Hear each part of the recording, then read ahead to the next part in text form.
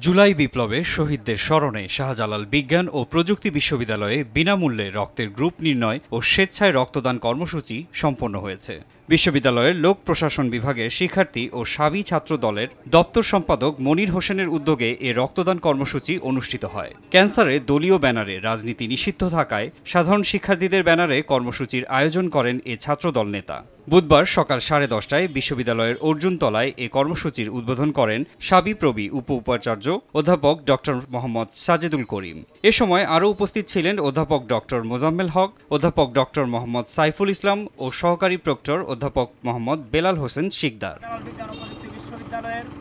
উদ্বোধনকালে প্রধান অতিথির বক্তব্যে উপ-উপাচার্য অধ্যাপক ডক্টর মোহাম্মদ সাজেদুল করিম বলেন, রক্তদানের মাধ্যমে একজন আরেকজনের সাথে মনের অজান্তেই এক মায়ার বন্ধনে আবদ্ধ হয়ে যায়। জরুরি প্রয়োজনে আমাদের উচিত একে অন্যের রক্ত দেওয়া। পৃথিবীতে সবচেয়ে বড় সম্পর্ক হলো রক্তের সম্পর্ক। এই সম্পর্কটি আর একভাবে হলো জন্মগতভাবে আমরা রক্তের সাথে আরেকজন সম্পর্কিত।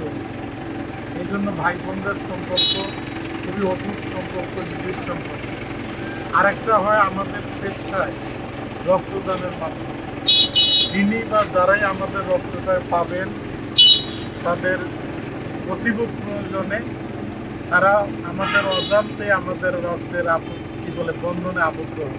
রক্তদান কর্মসূচির আয়োজক মনির হোসেন বলেন, জুলাই বিপ্লবে যারা শহীদ হয়েছেন তাদের স্মরণেই এ কর্মসূচি। তাদের কাজে সহযোগিতা করার জন্য বিশ্ববিদ্যালয়ের প্রশাসন সহ সংশ্লিষ্ট সবার প্রতি কৃতজ্ঞতা প্রকাশও করেছেন তিনি। মুজিব জাহান রেড ক্রিসেন্ট রক্তকেন্দ্র ও সেফটি সোশ্যাল অর্গানাইজেশনের সহযোগিতায় এ রক্তদান কর্মসূচি সম্পন্ন হয়। মারজান ইভান, RTV।